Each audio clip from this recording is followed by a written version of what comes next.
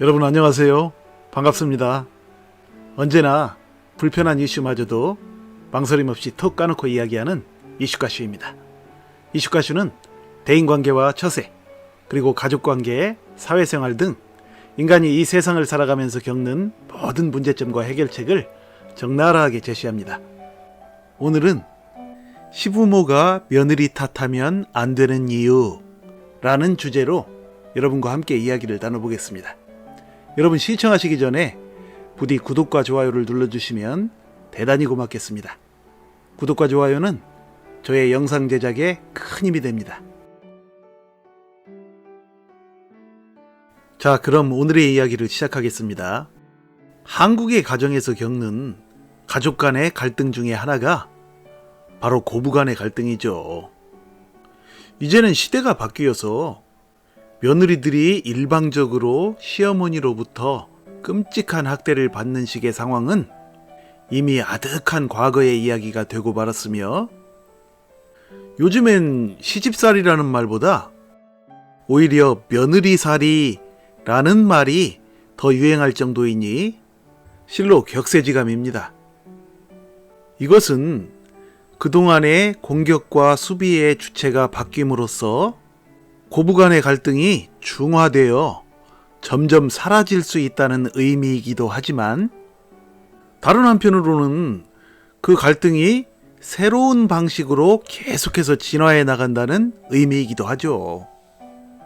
따라서 오늘날에도 고부간에는 여전히 풀지 못하는 묘한 심리적인 장애물이 서로의 마음속에 존재하면서 그것이 끝내 가정불화를 일으키고야 마는데요. 여러분은 과연 이 고부간의 갈등의 원인이 무엇이라고 생각하시나요? 혹시 그 원인이 한국의 유교 문화와 봉건적인 가족제도의 잔재 때문이라고 생각하시나요? 물론 그것도 어느 정도는 영향이 있을 수도 있겠지만, 유교 문화의 발상지인 세계 최고의 인구 대국인 중국과 더불어 한국과 같은 봉건적 가족제도의 잔재를 지니고 있는 외국의 여러 나라들에서도 한국과 같은 방식의 고부간 갈등이 존재하지 않는 것을 보면, 한국 사회의 고부간의 갈등의 원인은 좀 더 다른 차원에서 접근해 봐야 한다는 것이 나의 관점입니다. 그것은 바로 강자의 약하고 약자의 강한 것이 지극히 자연스럽고도 현명한 처세술로까지 인식되고 있는 한국인의 의식구조로 거슬러 올라가야 한다는 얘기인데요. 무슨 얘기냐 하면, 이 며느리라는 사람은 남편에게 시집와서 시댁 식구들을 매사에 어려워하고 모든 것이 생소하며 어색해서 늘 안절부절하는 약자 중의 약자인데요. 그러한 약자를 따뜻하게 돌봐주지는 못할 망정 오히려 강하게 제압함으로써 설상가상의 고통을 안겨주는 행위가 바로 한국 사회의 약육강식 문화와 깊은 관련이 있다는 얘기입니다. 제가 이렇게 말하면 어떤 사람들은 며느리가 처음에만 그렇지 나중엔 밤낮 자기 남편을 꼬드겨서 집안에 온갖 분란을 만들어내는 여우 중에 여우가 된다 라고 말하곤 합니다. 그러나 그게 말이 안 되는 말인 이유는, 그렇다면 바로 그 야가 빠진 여우 중에 여우가 하는 짓을 그렇게도 훤히 꿰뚫어 보고 있는 사람의 정체는 과연 무엇이냐는 얘기입니다. 적어도 여우 이상은 되어야 여우가 하는 짓을 간파할 수가 있으니, 그 사람은 그냥 여우가 아니라 혹시 꼬리가 9개나 달린 구미호라고 볼 수 있지는 않을까요? 논리적으로 따지면 그렇지 않느냐는 얘기입니다.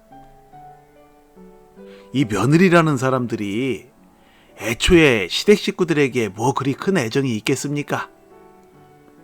며느리에게 시댁 식구라는 존재는 무슨 피를 나눈 사람들이거나 또는 친구도 아니며 그저 남편과 결혼해서 알게 된 어렵디 어려운 사람들일 뿐인 것이죠. 그러한 며느리가 시댁 식구에 대해 하나하나 사랑의 마음을 가져나가려면 어른인 시부모가 그 사랑의 마음이 싹 트일 토양과 분위기를 만들어 주어야 하는데도 불구하고 오히려 그 반대로 며느리를 밤낮 불신과 핀잔으로 대하면 바보가 아닌 이상 그것을 눈치채지 못하는 사람이 누가 있을까요?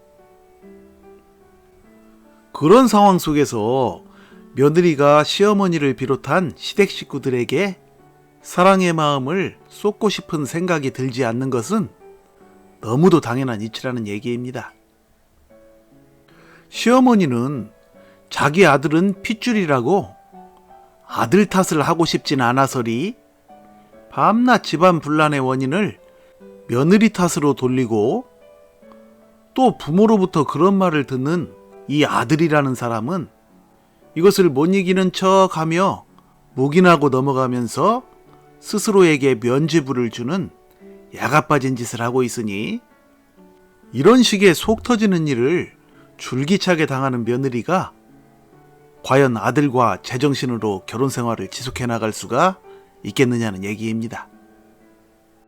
이러한 상황을 종합적으로 분석해 보면 집안 분란의 진짜 원인은 며느리가 아니라 오히려 시부모와 아들에게 그 책임이 있다는 것을 알 수가 있습니다. 그러므로 고부간의 이러한 백해무익한 갈등을 해결하기 위해서는 다음에 두 가지 방법이 병행되어야 하는데요. 첫 번째 방법은 시어머니가 생각을 바꿔야 합니다. 그러니까 며느리를 타도의 대상으로 생각해봤자 불행해지는 것은 자신의 아들이라는 사실을 시어머니가 하루속히 깨달아야 한다는 얘기인데요.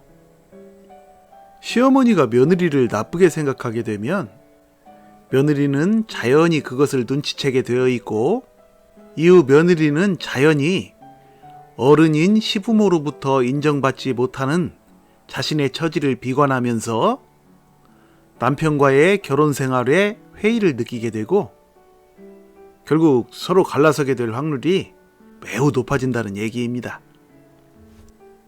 한국의 부모들이 자신의 자녀가 이혼하면 맨 먼저 하게 되는 생각이 있는데요. 그것은 바로 내 탓 아니다 입니다.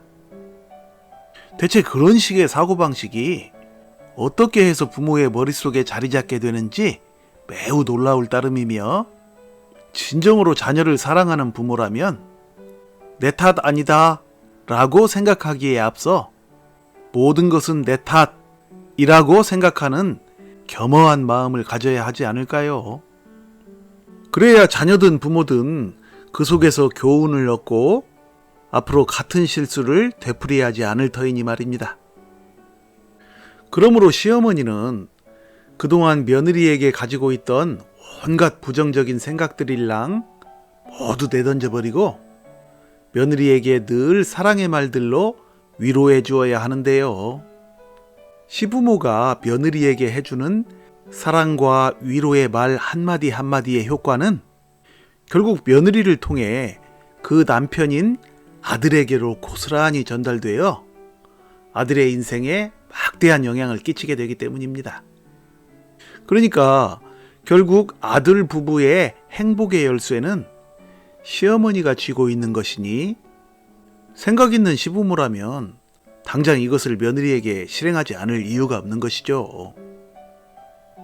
고부간의 갈등 해결을 위해 병행되어야 할 또 하나의 방법은 결코 쉽지는 않은 일이지만 꼭 해야만 하는 일입니다.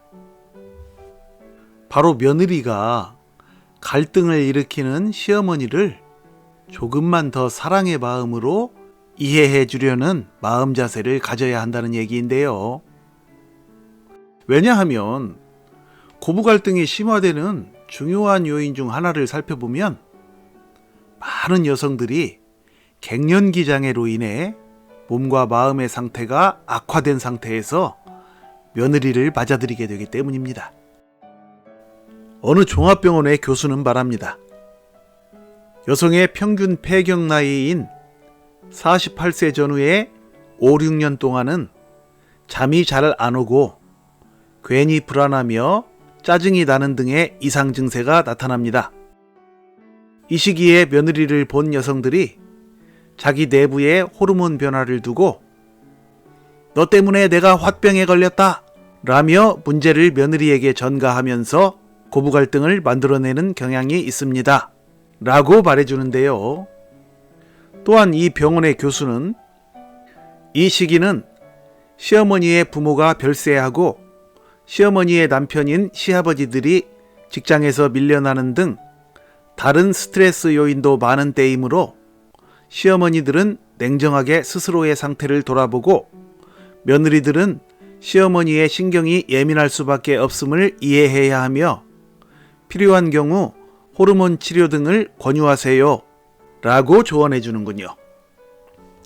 그러니까 시어머니에게 생기는 이러한 신체적 상황적 변화가 부정적인 심리를 불러일으키게 되고 결국 그것이 고부간의 갈등으로 이어진다는 것을 며느리들이 잘 이해하고 그것에 대비하여 시부모와 너무 강대강으로 부딪히지 않는 것이 매우 중요하다는 얘기입니다.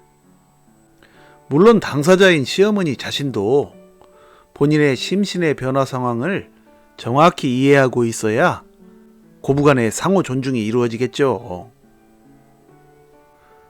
오늘날 가족 간에 일어나는 그 허다한 분노와 증오 및 갈등들도 결국은 서로를 배려하고 용서하는 지극한 사랑의 마음만 가진다면 어느 순간 모두 다 극복할 수 있다는 것이 나의 확신입니다.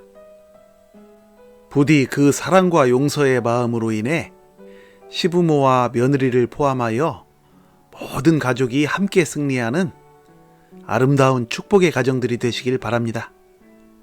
여러분 시청해 주셔서 감사드리며 많은 댓글 남겨주시고 구독과 좋아요 부탁드립니다. 다음에 다시 만날 때까지 늘 건강하고 행복하세요. 감사합니다.